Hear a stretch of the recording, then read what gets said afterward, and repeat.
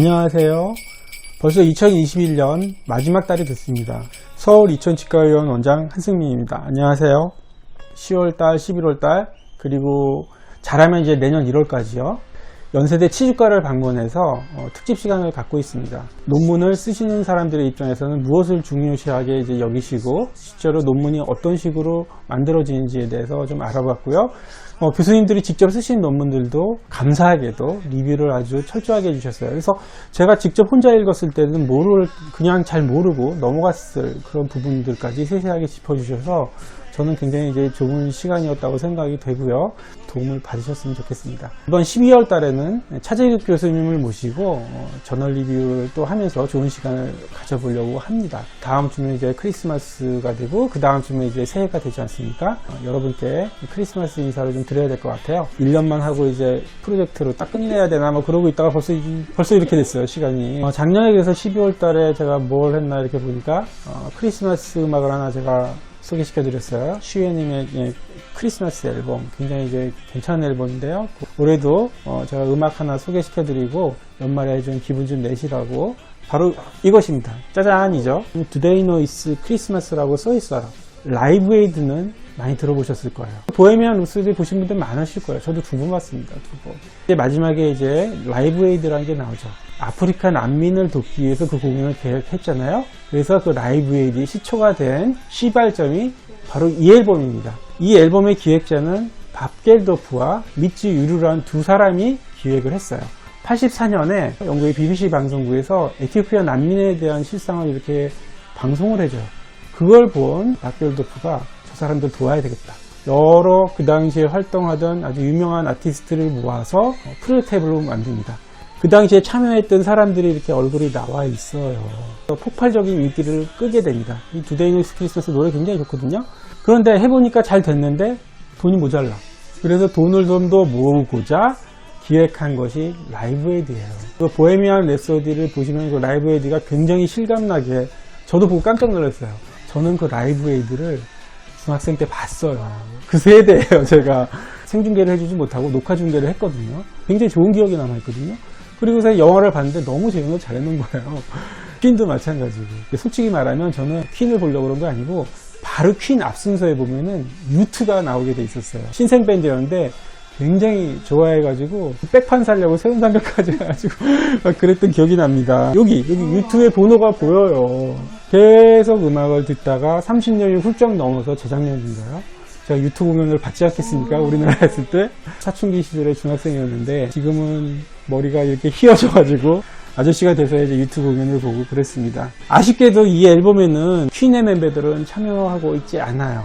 그 당시에 이제 남아프리카 이제 공연을 갔기 때문에 프레디 미큐리는 초청을 받지 못했다고 해요. Today No It's Christmas는 크리스마스에 굉장히 잘 어울리는 제목인데다가 노래도 재미있게 잘 어울리고요. 배철수의 음악 캠프에서도 때가 되면은 그냥 연례 행사처럼 나옵니다. 저도 물론 연례 행사처럼 듣고 있고요. 결말은 그렇게 좋지는 않았던 것 같아요. 아쉽게도 이 에티오피아 난민들의 그 기금이 제대로 이제 전달되지 않은 문제, 녹음하고 일주일도 안 돼서 그냥 바로 음반이 발매되고 막 그래가지고 너무 가사나 그런 걸 보면은 서양인들 시각으로 보지 않았나 뭐 그런 의견들도 많이 있었던 것 같아요.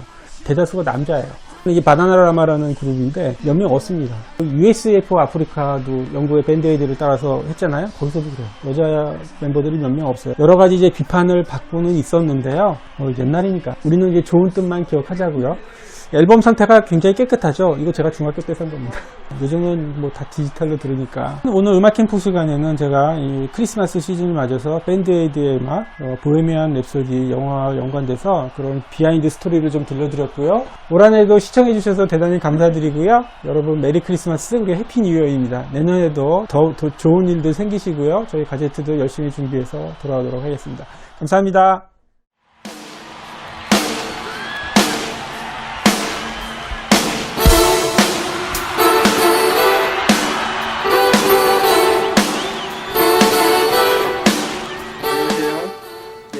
가제트로 다시 찾아뵙게 된 서울 이천치과의원 원장 한승민입니다. 자, 벌써 11월이고요. 방송이 나갈 때쯤이면 많이 좀 날씨가 쌀쌀해졌겠네요. 반팔을 입고 촬영해가지고 약간 좀 생뚱맞긴 한데요. 지난번에 이어서 연세대 치주과 특집 마지막 시간으로 대한민국 치주과계의 차세대 주자 이미 주장가요? 네. 차재욱 교수님을 모시고 오늘 또 저널 리뷰하는 시간을 갖도록 하겠습니다. 교수님 한번 인사 한번 해주시죠. 네.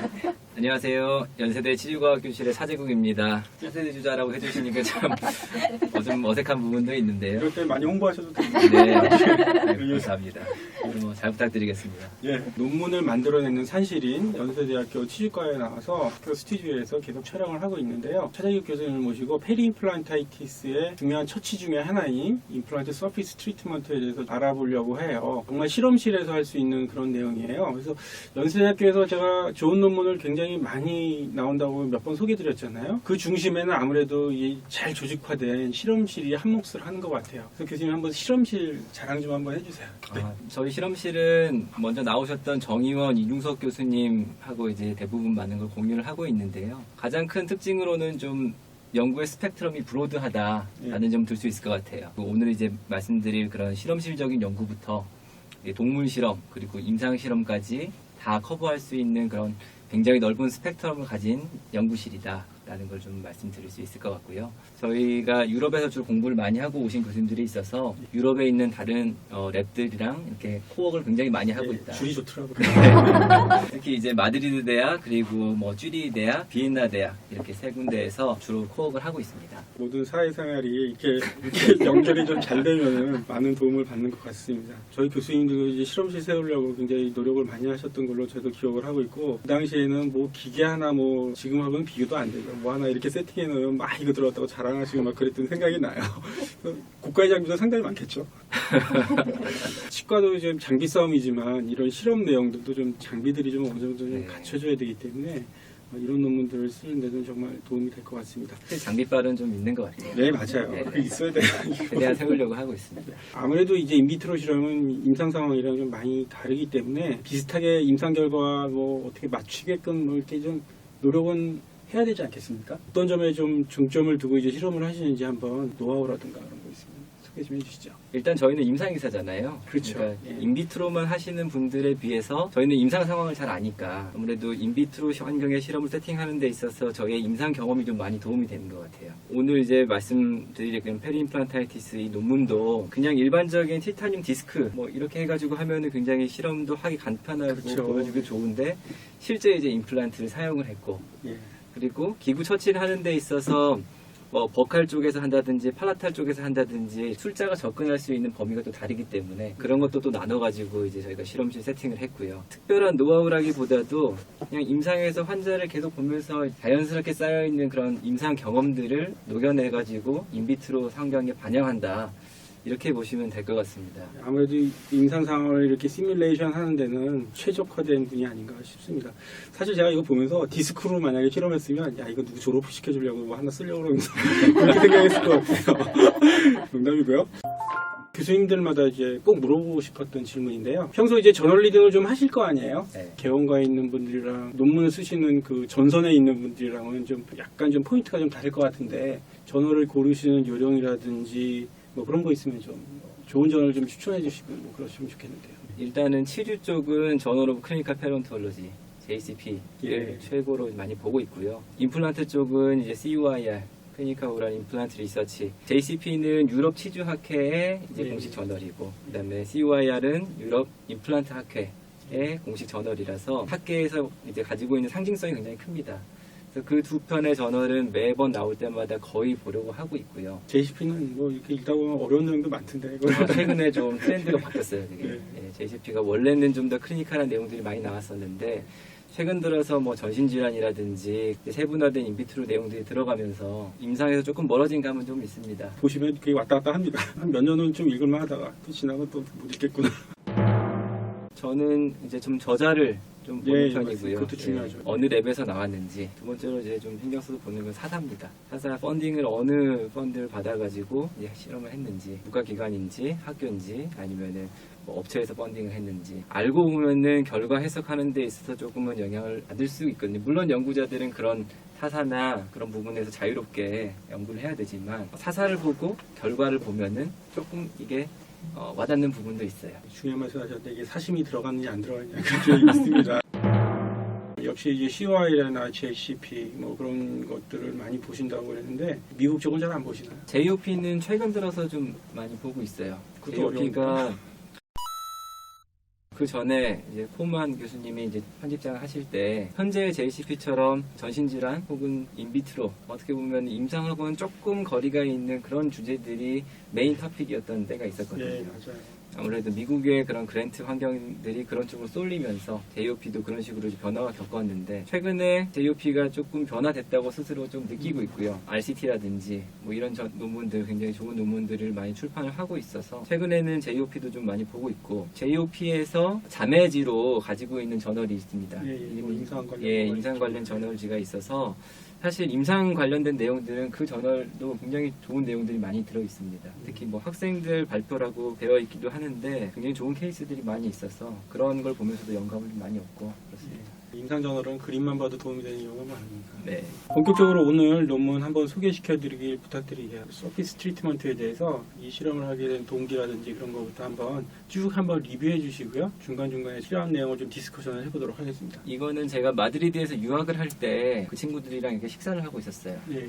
점심을 이렇게 먹다가 한국에서 굉장히 좋은 임플란트 주의염 처치 기구들이 많이 나오는데 뭐가 좋아? 라고 저한테 물어보더라고요. 네. 저도 사실 그때까지 그런 생각을 많이 안 했고 그냥 임상에서 과에 그냥 구비된 것들만 쓰고 있었거든요. 잘 모르겠는데 이거 이런 것들이 있어 라고 했더니 그중에 한 친구가 그러면 뭐 이거 한번 테스트해봐도 좋을 것 같은데? 뭐 그러더라고요. 정말 점심시간에. 그리고 좋은 생각이다 얘기를 했었고 그 얘기를 마무리하고 나서 이제 집에 와서 곰곰이 생각을 해보니까 이거 간단하게 뭐 인비트로 환경에서 실험해가지고 하면은 임상가들이 좋은 피드백을 받을 수 있는 그런 논문이 될 수 있겠다는 생각이 들어서 떠나기 전에 이제 그랜팅부터 시작을 했어요. 복지부에서 이제 연구비를 받고 실험을 이제 세팅을 하게 됐습니다. 두 가지 논문이 이제 나왔었는데요. 첫 번째 논문은 임플란트 주위형 표면 처치 기구들이 굉장히 많이 있는데 그 각각의 기구를 처치를 하고 나서 임플란트 표면 환경이 어떻게 변하는지를 보는 논문이 첫 번째였고요. 두 번째 논문은 임플란트의 그런 디자인들, 스레드의 디자인이 굉장히 다양한데 어떤 거는 나사선을 이렇게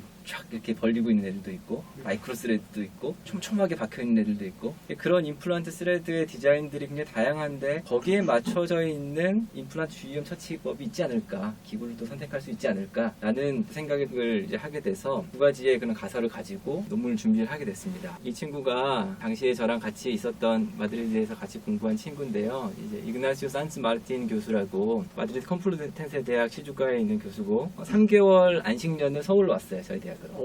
네. 제가 온 다음에 이제 와가지고 3개월 동안의 실험을 열심히 해가지고 논문을 이제 2편을 낸 겁니다.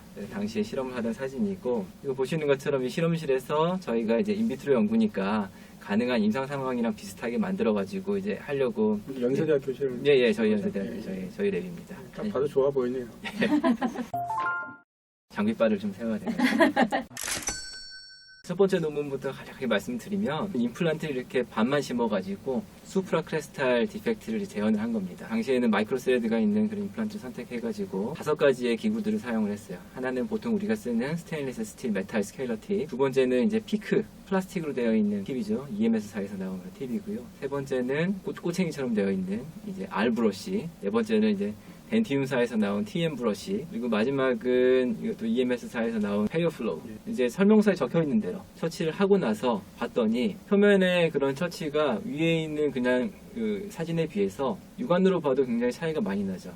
하나 뭐 완전히 반짝반짝하게 샤이니하게 빛나는 그런 임플란트도 있고 원래 그 러프니스를 거의 그냥 유지하고 있는 것 같은 그런 것도 있고 육안으로 봐도 굉장히 명확하게 보입니다. 이것들을 샘 사진을 찍어가지고 이렇게 분석을 했고요. 임플란트의 표면을 스레드의 어퍼 부분, 탑 부분, 바텀 부분, 그다음에 임플란트 스레드 사이에 있는 벨리. 저 부분이 참 마음에 들더라고요. 저렇게 나눠서 이렇게 분석을 했다는 게 네. 좋았어요. 아, 감사합니다. 이게 가능하게 된 게 이 콘포컬 레이저 마이크로스코프라는 게 있어가지고 임플란트 표면을 가지고 이제 분석을 할 수가 있게 된 거죠. 굉장히 최근에 나온 일종의 뭐 장기과를 세우는 그런 기구들인데 이 표면들을 굉장히 3차원적으로 분석을 할 수 있는 그런 기구입니다.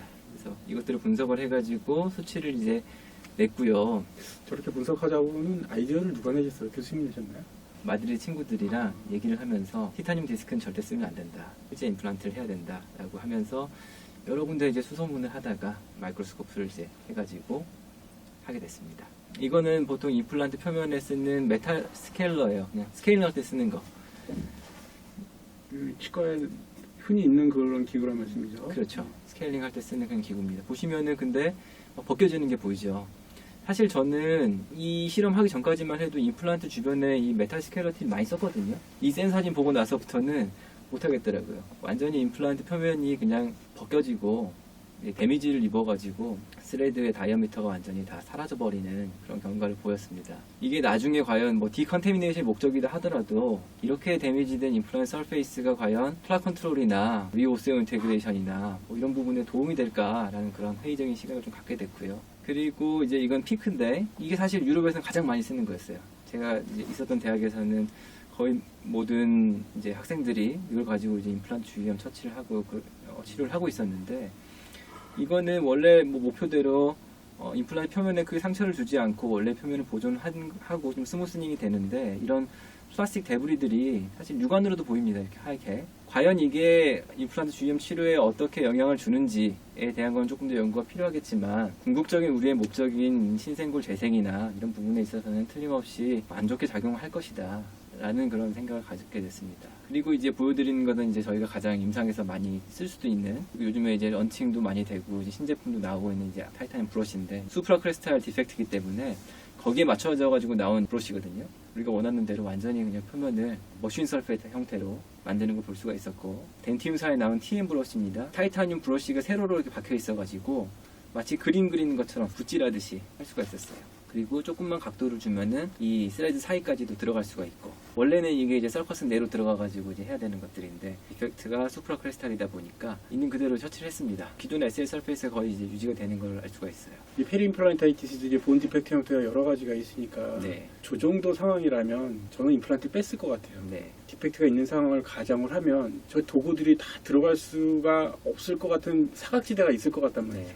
그렇게 안 들어가는 거죠. 네, 안 들어가는 부분이 있기 때문에 저런 부분에 대한 처치를 어떻게 하면 좋을까, 어떤 도구가 효과적일까, 그런 것도 네. 오늘 제가 꼭 여쭤보고 싶었거든요. 디펙트를 분류하는 논문들도 최근에 많이 나왔지만 방금 보여드린 그런 수프라크레스탈 디펙트는 흔치는 않거든요. 네. 말씀하신 대로 그냥 뽑고 세고 심는 게 더 날 수도 네, 있고요. 맞습니다. 이런 디센스 타입이나 아니면 원월, 투월 디펙트들이 훨씬 더 임상 상황에서 많이 볼 수 있는 그런 디펙트라서 일단 저는 이걸 실험 세팅을 하는 데 있어서는 일단 도구의 퍼포먼스에 좀 초점을 맞췄기 때문에 디펙트는 저렇게 수프라크레스트를 한 거고요. 실제 이런 상황에서라면은 컴바인 해가지고 써야 되겠죠. 그래서 제가 무슨 기능인가요?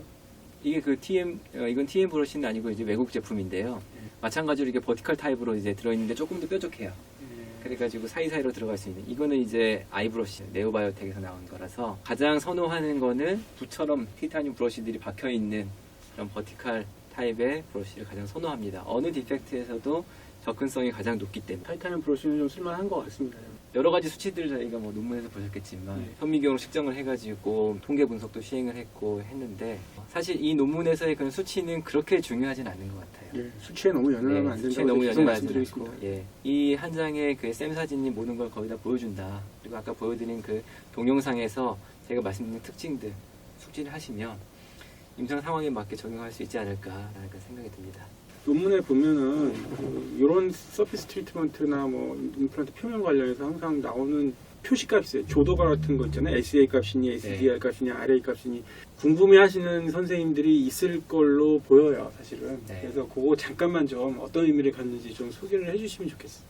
사실은 그 수치 자체도 굉장히 어려워서 저희가 하는 처치에 맞는 그런 수치들을 좀 봐야 되는데요. 가장 많이 쓰는 게 이제 RA 밸류고요. 그렇죠. RA 밸류는 2D에서 그러니까 선을 그어가지고 거기서 평균적으로 이 선 내에 있는 부분의 스무스니스가 어떻게 되는지를 분석하는 것이고 SA 값은 이제 3D죠. 일종의 면적을 이제 저희가 설정해서 그 면적의 평균적인 평평도를 보는 것이고요. RZ나 SZ나 이런 것들은 높이를 보는 것들이고 뭐 여러 가지 수치들이 많이 있습니다. SSQ 뭐 공과대학 쪽에서 이제 다루는 여러 가지 수치들이 있는데 예, 가장 어려운 기본적으로 수치들은 있더라고요, 보니까. 가장 기본적으로 이제 SA 수치를 기본으로 하고 있고요. 거의 대부분의 이런 표면을 분석하는 연구들에서는 아무래도 우리가 설정한 ROI 내에서의 그런 평균적인 수치를 보는 게 중요하기 때문에 그 수치를 가장 기본적으로 보는 것을 추천을 드립니다. 그 수치들이 높고 낮은 그런 게 이제 중요한 게 아니고 고유의 임플란트 서피스와 비교해서 그걸 변화시키지 않는 표면 처리를 해도요. 네. 그게 이제 중요하다는 말씀인 거죠. 예, 그걸 이상적으로. 예, 페리임플란타이티스라 해서 그걸 아주 스무스하게 만들 필요가 이제 없다고 생각 그런 의미인가요? 그러니까 연구자의 입장으로 먼저 말씀드리면 이상적인 걸 먼저 생각을 해야 되기 때문에 임플란트 표면에 있는 그런 컨테미네이션들이 완전히 없어지고 기존의 SLA 서페이스, 럽 서페이스가 그대로 남아있으면 그게 베스트일 것 같아요. 신생골 재생이나 아무래도 뭐 이 위쪽에 뭐 오스테오블라스트를 입혀가지고 분화시키고 한 것들을 보면은 그 기존의 럽 서페이스가 이미 가장 좋다는 게 밝혀졌기 때문에. 근데 임상가 입장에서 피와 침이 난무하고 염증들이 막 있는 그런 실제 수술 상황에서 표면 처치를 하고 나서 과연 이런 기존의 럽 서페이스를 유지할 수 있을 것이냐 라는 거는 조금 회의적이죠. 임상가 입장에서.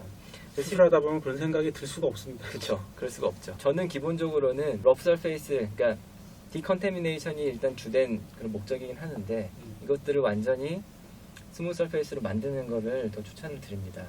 그 임상가족인 입장에서는 혹여라도 남아있는 서페이스가 변성이 될 걸 걱정해가지고 오히려 디컨테미네이션이 안 되는 환경을 만들 수가 있어서 완전하게 다 컨테미네이션 하고 머신 서페이스까지 만들어주는 거를 실제 임상에서는 그렇게 하고 있습니다. 임플란트 플러스티를 하지 않습니까? 네. 스무드 서피스를 만드는 걸 목적으로 하고 이거를 일반적인 서피스 트리트먼트와 비교를 해도 임플란트 플러스티가 조금 더 우위성이 있는 리포트들도 꽤 나왔거든요. 네. 그것 때문에 한번 제가 여쭤봤습니다. 교수님 말씀을 정리해보면 고유의 표면을 유지하는 것이 좋으나 그건 이상적인 얘기일 수 있고 스무드 서피스를 만든 거에 대해서 너무 이제 두려워할 필요는 없다. 그런 네. 의미로 이제 네네. 받아들이면 될 것 같습니다. 임플란트 플라스틱 말씀을 하셔가지고 네. 저도 임플란트 플라스틱을 많이 하고 있고요. 사실 학계에서는 의견이 분분하긴 하지만 임플란트 플라스틱가 골든 스탠다드 정도로 이제 여겨지고 있는데 사실 임상 상황에서 임플란트 플라스틱을 제대로 한다는 건 정말 힘들거든요. 지금 처음에 저도 할 때 되게 겁났다. 예, 이거 혹시 부러지면 하다가 부러지거나 뭐 뚫리거나 그럴까봐. 사실 이게 이 인비트로 상에서 임플란트 플라스틱을 해가지고 이렇게 깨끗하게 만들어가지고 잘할 수 있다.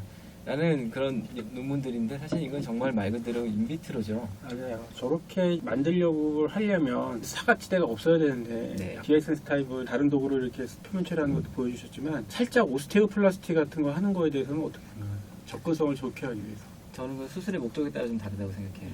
그러니까 정말 리젝티브 서저리를 해가지고 구강 외로 노출시켜야 되는 부분들이 있고 그걸 목적으로 하기 위해서 임플란트 플라스틱을 한다. 그렇다면은 골삭제를 하고요. 그렇지가 않고 디펙트 타입이 이제 리제너레이티브 서저리를 한다든지 혹시는 뭐 이식을 하진 않더라도 플랩 덮고 나서 자연스럽게 치유가 되면서 조금 뭐 신생골이 생길 가능성이 있다든지 그렇다면은 굳이 그 부분 뼈를 쳐야 되는가라는 건 좀 회의적입니다. 저도 뭐 치료과 출신이기 때문에 뭐 플랫 서저리 할 때 저희 흔하게 예전에 오스테오플라스티 많이 했습니다. 포켓 리덕션이 목적이었으니까. 네. 임플란트는 제가 이제 의구심이 드는 게 이게 100% 디컨테미네이션 된다는 게 확신이 없으면 이제 또 뼈를 날려가지고 또 접근을 애써 했는데 또 랩난트가 남고 그러면 또 애매하니까 네. 딜레마가 있더라고요. 저희 프랭크 슈바르츠 교수님이 쓴 교과서에 실린 내용인데요. 임플란트 플라스티를 했다고 하고 가장 잘된 사진을 이제 교과서에 넣었을 거 아니에요? 그럼에도 불구하고 이렇게 스레드들이 남아있고 특히 보시면 이 파티클들, 티타늄 파티클들은 정말 이 뼈랑 플랩에 붙어가지고 아무리 씻어내도 열심히 씻어내도 저기 완벽하게 제거가 되지 않고 그 이후에 뭐 논문들을 보면은 이 파티클들 때문에 또 다른 염증 반응이 일어날 수도 있고 라는 그런 파일럿 스터디들도 보고가 되고 있어서 임플란트 플라스티를 정말 접근을 잘해가지고 깨끗하게 할 수 있다면 는 좋은 시술 방법이긴 하겠지만 실제 그런 임상 상황에서 접근해 봤을 때는 쉽지는 않고 그런 면에서 타이타늄 브러쉬가 이 스레드를 날리지 않고 스무스 서페이스를 만들 수 있는 브러쉬의 사용이 임상적으로 의미가 있지 않나 그런 생각을 가지고 있습니다. 그리고 이제 저희가 후속 연구를 또 했다고 말씀드렸는데요. 처음에는 이 수프라크레스탈 디펙트에 덴티움사에서 나온 마이크로 스레드가 있는 임플란트를 심어가지고 실험을 했습니다. 두 번째 저희가 갖고 있던 가설은 이 임플란트 표면의 스레드 디자인에 따라서 이 기구의 퍼포먼스 차이가 있지 않을까라는 걸 이제 가설을 세웠고요. 이 실루엣만 봐도 이제 아시겠죠. 이제 스트라우만 덴티움사에서 나온 티슈 레벨 굉장히 스레드가 촘촘한 그런 임플란트고. 그리고 네오바이오텍 그리고 아스트라 이것도 이제 마이크로 스레드가 있는 겁니다. 세 가지의 그런 기구들 타이타늄 브러쉬 아까 제가 가장 선호한다고 말씀드렸던 그런 브러쉬와 울트라소닉 팁 이거는 BLTB라 그래가지고 은구리 합금 국내 회사죠? 예, 그렇죠. 보통 엔도 할 때 기구들 많이 만드는 회사인데 거기서 만든 이제 임플란트 표면 처치용으로 나온 그 울트라소닉 팁, 페리오플로우 이렇게 했습니다. 그래서 이 논문이 지난달에 나왔어요. 밑에 있네요. 클리니컬 오럴 인베스티게이션. 네네. 가장 이상적으로는 여기다가 이제 세균을 키워가지고 임플란트를 심어가지고 하는 게 제일 좋았을 텐데 보통 이제 이런 실험을 할 때 임플란트 표면에 이제 붙을 수 있는 그 잉크들이 있거든요. 이건 이제 디펙트를 이런 식으로 갭 디펙트를 프린팅을 한 겁니다. 개조사에서 이제 원하는 대로 표면 처치를 하고 나서 이 잉크들이 과연 얼마나 씻겨 나갔나. 어떻게 보면 굉장히 간단한 연구죠. 그래도 네. 모델이 첫 번째 실험보다 훨씬 현실적이네요. 아, 네, 조금 현실적인 부분이거든요. 첫 번째보다는 조금 더 임상적인 상황들을 좀 재현할 생각이 있어서 그런 겟 디펙트를 만들었습니다. 쭉 뽑고 나면은 이 부분을 보는 거죠. 위에서 사진 하나 찍고 뭐 아래서 찍고 이렇게 해가지고 스레드의 그 상황에 따라서 어떻게 됐는지를 이제 분석을 한 거고요. 수치들은 조금 이제 복잡해지는데 일단 이 사진들을 보시는 게 조금 더 이제 도움이 많이 되실 것 같아요. 사실 이 연구 결과는 저희가 애초에 생각한 그런 가설하고는 조금 달랐어요. 트라우마한 임플란트 같이 스레드와 스레드 사이의 피치가 굉장히 넓고 그렇게 막 공격적인 디자인이 아니면은 어떤 기구를 쓰든 간에 이것들이 굉장히 청소가 잘 될 것이다. 어프로치가 잘 돼가지고 바이오필름 라이크한 저희가 생각한 그런 물질들이 많이 없을 것이다 라고 가정을 했는데 널 하이포세스라고 그러죠. 네. 생각보다 그런 결과는 나오진 않았습니다. 일단은 에어 어브레시브는 거의 붙어있는 잉크들이 제거가 많이 안 됐고요. 의외네요. 네, 의외인데 바이오필름이라면 제거가 됐을 것 같은데 이게 일종의 잉크다 보니까 일종의 치석 라이크한 그런 물질이라고 생각을 하시면 될 것 같아요. 그러니까 그런 물질들을 제거하기에는 회려 플로우는 조금 역부족이다. 일단 임플란트의 차이를 보시면 마이크로 스레드 있는 부분들, 이 부분들은 이 브러쉬든 울트라소닉이든 이런 것들이 캐비테이션 효과가 있어서 지고 자연스럽게 그냥 갖다 대면 이 마이크로 스레드 부분들은 막 다 떨어지는 그런 효과들을 보였습니다. 그래서 마이크로 스레드 부분이 오히려 청소가 가장 쉬웠다. 조금 제가 생각하는 것과는 애초에 계획한 거와 다른 결과가 나왔고요. 이게 디펙트가 저희가 이제 5mm 그리고 5mm 정도의 그런 백 디펙트 형태였는데 아래로 내려갈수록 당연히 기구 접근이 안 되니까 여전히 많이 남아있고 윗부분의 기구가 닿는 부분에 있어서는 임플란트 디자인과는 큰 차이는 없는 그런 결과를 보였습니다. 글쎄요, 밑에가 진짜 기부가 안 닿긴 안 닿는 부분인데 네, 거의 저거 보면 참 의외인데요. 네. 제가 사실은 마이크로 스레드가 있는 임플란트만 쓰다가 어느 순간에 페리임플란티티스에 이제 걸려온 환자들 이제 다른 병원에서라도 이렇게 봐줄 거 아니에요? 네. 처치하기가 자신이 없는 거예요. 내 환자가 페리임플란티티스가 생기면 이거 청소해줘야 되니까 그 다음부터 제가 매크로 스레드로 바꿨거든요. 임플란트를. 네. 저런 단순한 생각에도 그게 10년 전이에요. 이제 데이터가 지금 이제 나와서 굉장히 반갑긴 한데 의외의 결과네요, 진짜. 네. 마이크로 스레드 쪽은 청소가 다 되어오렸네. 신기한 결과다라고 논문에 이제 언급을 했고요. 사실 저는 마이크로 스레드 쪽은 임플란트 플라스티를 조금 하는 편이었거든요. 아무래도 마크로 스레드 부분들을 임플란트 플라스티로 스레드를 다 없애버리는 것보다 마이크로 스레드는 정말 말 그대로 카바이드포만 닿아도 그냥 소프트 아이스크림 없어지듯이 자연스럽게 이제 없어지면서 임플란트 플라스틱을 하기가 좀 편했거든요. 쉽게 되겠죠. 네. 그래서 저도 이걸 보면서 조금 마이크로 스레드 디자인에 대해서 조금 생각을 좀 달리하게 됐는데 해석을 하는 데 있어서 주의하셔야 될 게 바이오필름이 아니라 시석 라이크한 물질이고 캐비테이션 효과 때문에 그것들이 한 번에 그냥 다 떨어지는 효과들이 있어서 아무래도 마크로 스레드는 사이에 박혀가지고 조금 덜 그런 효과가 감소할 텐데 마이크로 스레드는 한 번에 제거되는 효과가 좀 더 클 것으로 판단이 돼서 해석은 조금 보존적으로 하는 게 좋을 것 같습니다. 임플란트 3의 그 상부 구조 있잖아요. 네. 저기 있는 게 다 쓸 텐데 저기만큼은 그래도 깨끗하게 좀 제거가 됐어야 될 것 같은데 저기가 안 돼 있네요. 디펙트가 생각보다 이게 굉장히 좁아요. 네. 기구의 접근도가 굉장히 쉽지가 않았습니다. 이게 조금 더 넓었거나 아마 디센스 대비 지금 어느 정도 네. 되나요? 저게? 이게 지금 여기가? 제 기억에 한 2mm, 1.5mm, 2mm 정도입니다. 그래도 그럼 저 정도 임상 상황은 만날 수 있는 상황이라고 보여지는데. 네, 그렇군요. 좋은 논문을 잘 소개시켜 드렸습니다. 굉장히 실험하시기 어려우셨을 텐데 제가 듣고만 있어도 좀 흥미로운 내용들이 있었던 것 같아서 방송 보시는 분들도 많이 도움이 될 것 같아요. 다음에는 한번 또 이거를 바이오필름 묻혀서 한번 좀 해보셔야 될 것 같아요. 아니면 사람한테 해가지고 그걸 바이옵시를 좀 해보시든가 좀 해보셔야 될 것 같은데. 계획하고 있습니다. 아직 데이터를 이게 제가 공개를 해드리기는 드리고요. 그런 거 하시라고 여기서 이제 사명감 갖고 일하시는 걸로 알고 있겠습니다. 자, 페리임플란타이티스의 치료를 할 때는 사실 여러 가지 항목이 있습니다. 그 중에서 이제 가장 중요한 것을 하나 꼽자면 역시 서피스 트리트먼트라고 할 수 있을까요?